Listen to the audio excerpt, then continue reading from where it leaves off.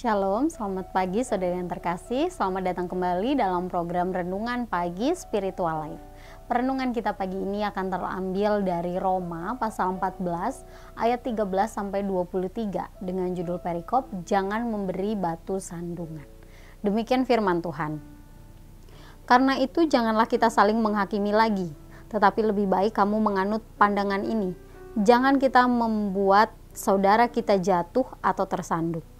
Aku tahu dan yakin dalam Tuhan Yesus bahwa tidak ada sesuatu yang najis dari dirinya sendiri. Hanya bagi orang yang beranggapan bahwa sesuatu adalah najis, bagi orang itulah sesuatu itu najis. Sebab jika engkau menyakiti hati saudaramu oleh karena sesuatu yang engkau makan, maka engkau tidak hidup lagi menurut tuntutan kasih. Janganlah engkau membinasakan saudaramu oleh karena makananmu, karena Kristus telah mati untuk dia. Apa yang baik yang kamu miliki, janganlah kamu biarkan difitnah. Sebab kerajaan Allah bukan soal makanan dan minuman, tetapi soal kebenaran, damai sejahtera, dan sukacita oleh Roh Kudus. Karena barang siapa melayani Kristus dengan cara ini, ia berkenan pada Allah dan dihormati oleh manusia. Sebab itu, marilah kita mengejar apa yang mendatangkan damai sejahtera dan yang berguna untuk saling membangun. Janganlah engkau merusakkan pekerjaan Allah oleh karena makanan. Segala sesuatu adalah suci, tetapi celakalah orang jika oleh makanannya orang lain tersandung. Baiklah engkau jangan makan daging atau minum anggur atau sesuatu yang menjadi batu sandungan untuk saudaramu. Berpeganglah pada keyakinan yang engkau miliki itu bagi dirimu sendiri di hadapan Allah. Berbahagialah dia yang tidak menghukum dirinya sendiri dalam apa yang dianggapnya baik untuk dilakukan. Tetapi barang siapa yang bimbang kalau ia makan, ia telah dihukum, karena ia tidak melakukan berdasarkan iman. Dan segala sesuatu yang tidak berdasarkan iman adalah dosa. Saudara yang terkasih, dalam perikop sebelumnya, Paulus memberikan nasihat kepada jemaat yang kuat atau yang lebih memahami firman, dan jemaat yang lemah agar mereka saling menerima dan tidak menghakimi. Nah, sekarang Paulus memberikan satu prinsip lagi, khususnya bagi jemaat yang kuat agar tidak menjadi batu sandungan bagi yang masih lemah. Di dalam jemaat Roma sendiri terdapat jemaat yang berasal dari orang Yahudi dan sudah terbiasa menjalankan peraturan keagamaan. Sehingga kebiasaan tersebut sangat sulit dihilangkan walaupun mereka sudah menjadi Kristen. Inilah yang disebut Paulus sebagai jemaat yang masih lemah. Sementara itu ada orang Kristen lainnya yang sudah lebih mengerti dan memahami kemerdekaan di dalam Kristus. Inilah yang disebut jemaat yang sudah kuat. Di sini mereka menghadapi perselisihan mengenai makanan. Dalam hal makanan, Paulus sendiri menegaskan bahwa tidak ada yang najis, karena semua ciptaan Allah adalah baik dan tidak perlu dijauhi. Namun ketika ada pihak yang mengira bahwa pembagian makanan menurut hukum Taurat masih berlaku, seperti haram dan tidaknya, maka jemaat yang imannya lebih kuat harus peka terhadap hal tersebut. Karena bisa saja kebebasan mereka dalam memakan sesuatu dapat menjadi batu sandungan bagi jemaat yang masih mengharamkan makanan tertentu.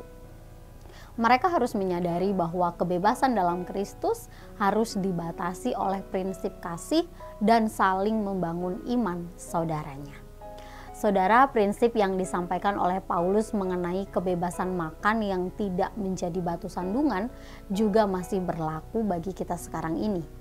Memang kita sudah menjadi orang percaya yang dimerdekakan oleh Kristus, sehingga kita bisa memakan semua jenis makanan.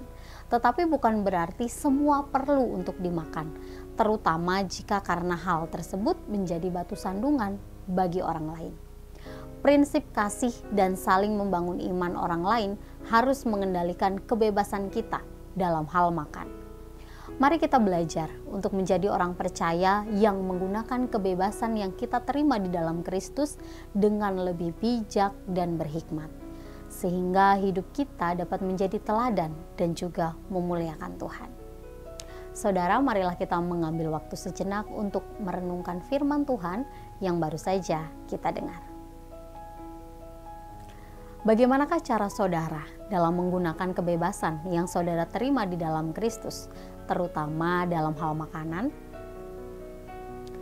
Jika saudara termasuk orang yang bebas melakukan hal tersebut tanpa melihat keadaan orang lain, maka marilah meminta Allah mengubahkan cara pandang saudara. Mintalah bimbingan Roh Kudus agar saudara menjadi lebih peka terhadap kondisi iman dan orang-orang di sekitar saudara. Dan juga mari meminta hikmat dari Roh Kudus agar saudara dapat menggunakan kebebasan saudara, terutama dalam hal makan, tetapi tetap memperhatikan prinsip kasih dan juga membangun iman orang lain.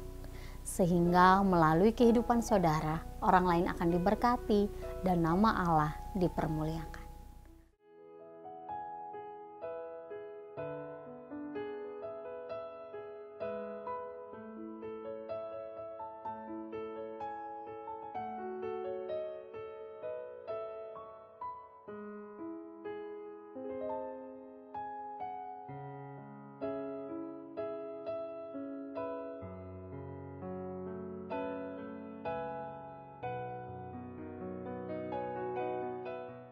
Demikian renungan kita hari ini. Mari kita berdoa.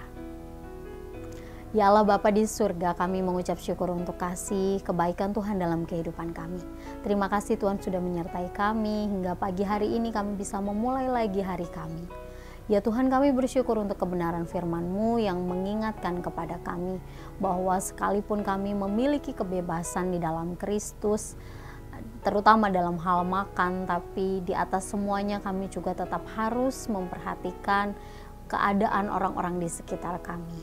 Ya Tuhan, ajar kami untuk lebih peka, lebih berhikmat dalam melakukan segala sesuatu, sehingga kehidupan kami tidak menjadi batu sandungan, tetapi sebaliknya kehidupan kami tetap mempermuliakan nama Tuhan dan menjadi berkat untuk banyak orang. Tuhan, kami serahkan kehidupan kami dan juga segala hal yang akan kami kerjakan hari ini, biar Tuhan tetap menolong dan menyertai kami. Dalam nama Tuhan Yesus kami berdoa dan mengucap syukur. Haleluya. Amin. Demikian renungan kita hari ini. Selamat pagi, selamat beraktivitas. Tuhan Yesus memberkati.